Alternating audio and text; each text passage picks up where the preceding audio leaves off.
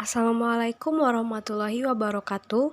Kami dari kelompok 3 beranggotakan saya, Laura Safitri, dan juga Dedi Wahyu Firmansyah, Mesya Tiara Wulandari Irawan, Partika Dwi Sari, dan juga Salfikal Salim K. Agil. Hello everyone and good day. We are from group 3. We want to continue discuss about or to explain about how do you use code to build description and theme, deskripsi dan tema. Today I want to tell you or explain about description. So, what is description? Description is a detailed rendering of people, place, or even in a setting in qualitative result. It is assets to start the analysis after the initial reading and coding of the data. So, deskripsi ini menggambarkan rincian tentang orang, tempat dan peristiwa atau kejadian dalam suatu latar dalam penelitian kualitatif. Description have a aim. Deskripsi memiliki tujuan to explain, menjelaskan, menggambarkan, atau bentuknya itu is form, bisa apa saja. Bentuknya itu bisa apa saja. Dalam untuk menjelaskan deskripsi itu bisa dalam bentuk apa saja. Nah, so for to description, untuk mendeskripsikan seseorang, analisis kualitatif maybe ask or the question is like what like people, seperti apa orang tersebut.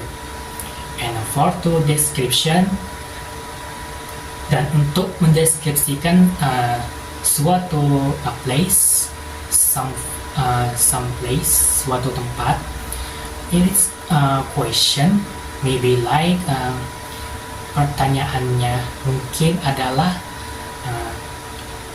like what like this place, seperti apa tempat ini. Nah, atau where, atau di sekolah mana anak-anak itu bermain. Itu untuk menjelaskan tentang seperti apa tempatnya. So, description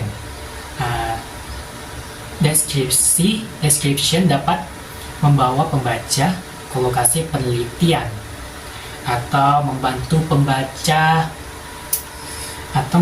pembaca memvisualisasikan seseorang. Mungkin bisa disebut memotivasi, tapi mungkin tidak terlalu mirip ya. Okay. That's all we need semua itu dibutuhkan pengalaman dan latihan untuk mendeskripsikan detail dalam suatu latar. Nah,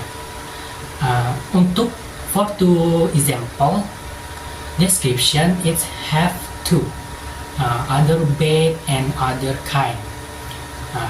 For two example bad, contoh yang buruknya itu para pekerja membangun gedung pendidikan 3 lantai. And for two example kind, contoh yang baik itu seiring berkembangnya gedung pendidikan, balok-balok besi bersilangan dan menghubungkannya. Okay, that's all for me. And for to next semester, sorry, for to next presentation, it's someone. Hello, my name is Tiara. I want to explain about the themes. The use of themes is another way to analyze qualitative data because themes are similar codes graded together to form the main idea in database. They comprise the core elements in qualitative data analysis. Penggunaan tema adalah cara lain untuk menganalisis data kualitatif. Karena tema adalah kode serupa yang dikumpulkan untuk membentuk gagasan utama dalam database. Maka tema merupakan elemen inti dalam analisis data kualitatif. Perlu digarisbawahi, tema adalah elemen inti dalam analisis data kualitatif. Berarti tema itu adalah sebuah elemen yang sangat penting dalam pembuatan data kualitatif. Next, there are several types of themes and author usually identify them as follow. Ada beberapa jenis tema dan biasanya penulis itu mengidentifikasikannya sebagai berikut. Number one, yang pertama ordinary themes atau tema biasa, tema yang mungkin diharapkan ditemukan oleh peneliti atau tema yang sering muncul dan mudah diidentifikasi dalam data. Misalnya nih, paparan tembakau di sekolah. Karena kan ya yang kita tahu sekarang kan tembakau atau rokok itu sudah menjadi hal yang lazim ya di sekolah, ya kan? Terus yang kedua, unexpected themes atau tema yang tidak terduga. Tema yang tidak terduga ini adalah tema yang mengejutkan dan tidak diperkirakan akan muncul selama penelitian. Dan tema ini biasanya tuh bisa merubah atau memberikan wawasan baru dan mengubah arah penelitian kita gitu. Yang awalnya A jadi si B. Misalnya nih, dalam penelitian tentang manajemen sekolah, mungkin tema ini muncul tidak terduga ya, seperti kebijakan penggunaan tembakau di sekolah yang tidak ditegakkan, misalnya gitu. Next, hard to classify themes, tema yang sulit diklasifikasikan. Tema ini yang mengandung ide-ide yang tidak dapat ditampung dalam satu tema nih, atau tumpang tindih dengan beberapa tema lainnya. Biasanya memerlukan analisis lebih dalam untuk dipahami sepenuhnya. Misalnya, siswa berkumpul di taman. Mungkin ini melibatkan aspek lainnya. Karena kan kita nggak tahu tuh di taman itu kan, di taman tuh seperti apa aja gitu kan. Seperti misal aspek sosialisasi, organisasi, kegiatan ekstrakurikuler, dan lain-lain. Next, major and minor themes, tema mayor dan minor. Tema ini memiliki ide-ide besar dan ide-ide kecil, ide-ide sekunder dalam database. Lebih jelasnya, ide mayor ini adalah tema utama yang menjadi fokus penelitian untuk muncul secara konsisten dalam data. Biasanya terkait erat dengan tujuan penelitian. Dia itu yang lebih difokuskan itu sebenarnya tema mayor. Dan tema minor ini adalah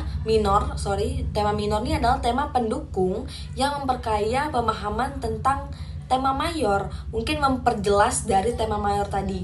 Mungkin tidak secara langsung ya terkait dengan pertanyaan penelitian utama, tetapi memberikan konteks penting. Tema minor ini konteksnya tuh penting untuk memperjelas tema mayor. Misalnya nih, tema mayor atau tema utama adalah upaya berhenti merokok.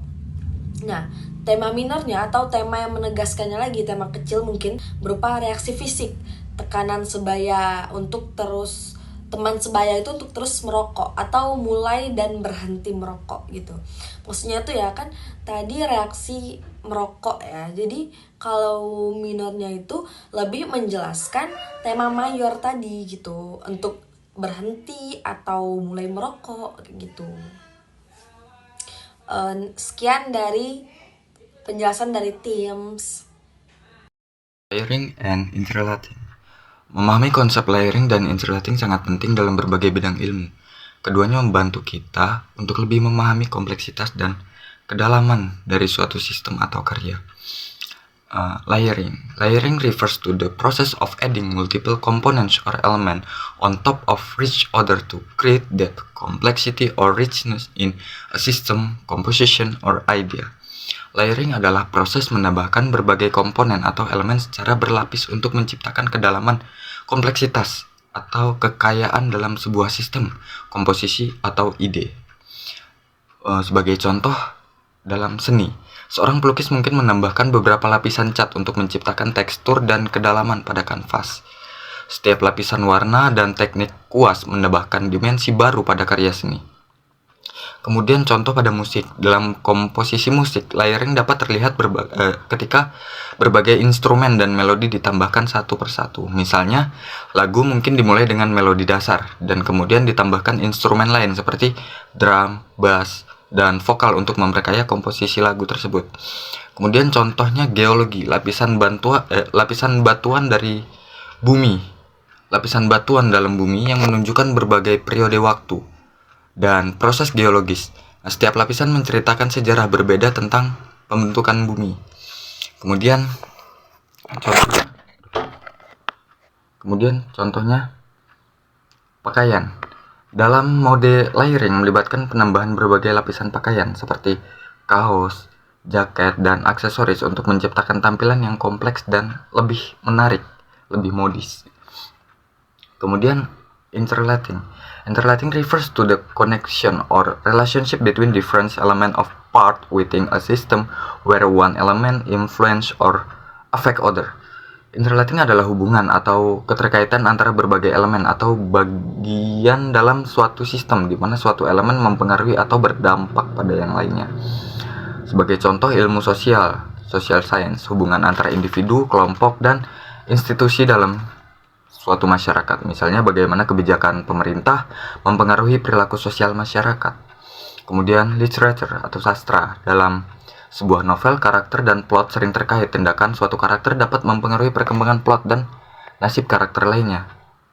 Dalam segi ekonomi, bagaimana berbagai faktor ekonomi seperti penawaran dan permintaan, tingkat suku bunga, dan kebijakan moneter saling mempengaruhi dan membentuk keadaan ekonomi suatu negara.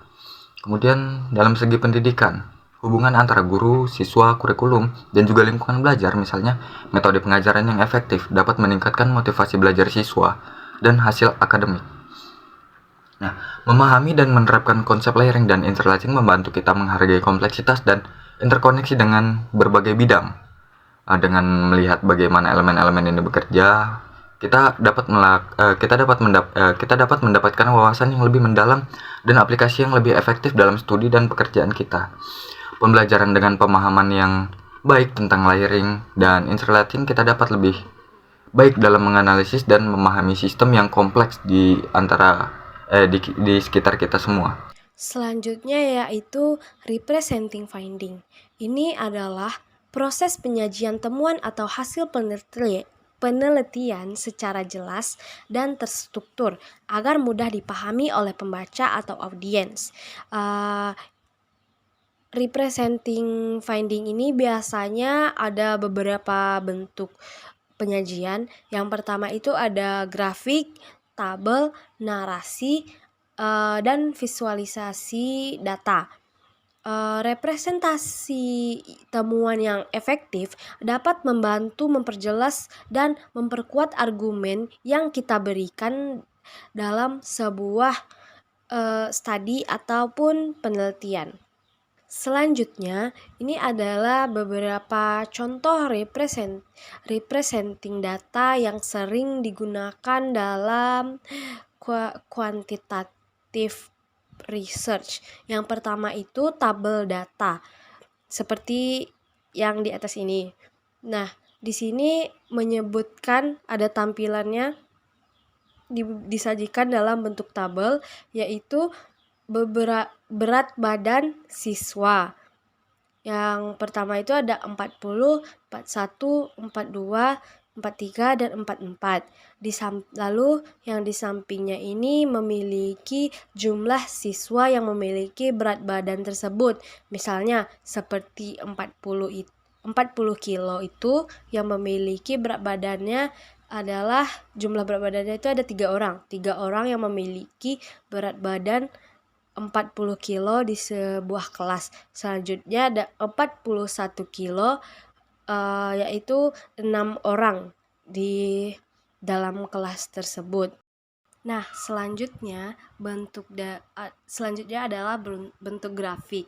Di sini bisa kita lihat hasil penelitiannya sama, yaitu berat badan dari beberapa siswa tapi dalam bentuk yang berbeda. Garis itu menunjukkan berapa banyak siswa yang memiliki berat badan tersebut di dalam sebuah kelas.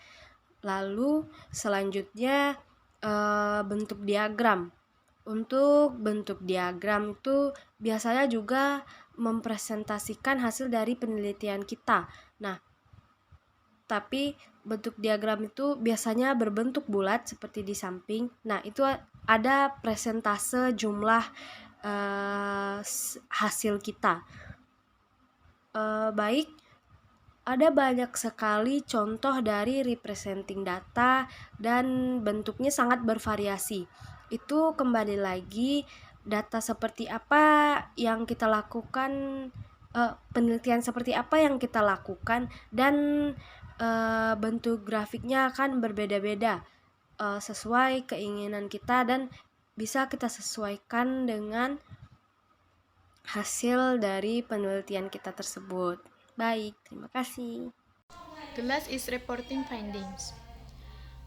The primary form for representing and reporting findings in qualitative research is a narrative discussion. A narrative discussion is a written passage in a qualitative study in which authors summarize in detail the findings from their data analysis. Yaitu bentuk utama untuk mempresentasikan dan melaporkan temuan dalam penelitian kualitatif adalah diskusi naratif. Diskusi naratif adalah bagian tertulis dalam penelitian kualitatif di mana penulis merangkum secara rinci temuan dari analisis data mereka. Berikut adalah bentuk naratif dan contohnya, yaitu pertama yaitu pembahasan yang menyajikan kronologisnya. Contoh, kronologi pengalaman seorang guru dengan koordinator pendidikan khusus yang berujung pada pengunduran dirinya di sekolah. Yang kedua yaitu diskusi yang menggambarkan peristiwa dan latar konteks. Contoh, deskripsi remaja yang membaca majalah remaja. Ketiga yaitu discussion of themes, yaitu pembahasan tema. Contoh, diskusi bertemakan lanskap di dalam kelas seorang guru. Yang keempat yaitu pembahasan tentang suatu tokoh. Contoh, tokoh yang memaparkan model proses terapi seni pada klien. 5 yaitu diskusi tentang tema layering atau interkoneksi. Contoh, diskusi tentang tingkat kerumitan respons kampus terhadap insiden penembakan. Yang keenam yaitu sebuah diskusi yang menggabungkan studi literatur dan penelitian masa lalu. Contoh, sebuah diskusi yang menggabungkan literatur masa lalu tentang upaya mengembangkan rencana kampus untuk menghindari potensi kekerasan. 7 yaitu sebuah diskusi memunculkan pertanyaan lebih lanjut dan perlu dijawab. Contoh, sebuah diskusi yang memunculkan pertanyaan mengenai kesastraan dan perlakuan adil terhadap perempuan. 8 yaitu sebuah diskusi yang menggunakan pandangan peserta untuk menantang asumsi yang diterima atau disembunyikan. Contoh, sebuah diskusi yang menyelidiki praktik diskriminasi di sekolah. Terakhir yaitu 9 diskusi tentang bagaimana peserta diberdayakan atau diubah. Contoh, sebuah diskusi tentang bagaimana seorang guru dengan berbagi kisahnya merasa diberdayakan. Okay, that's all. Thank you. Wassalamualaikum warahmatullahi wabarakatuh.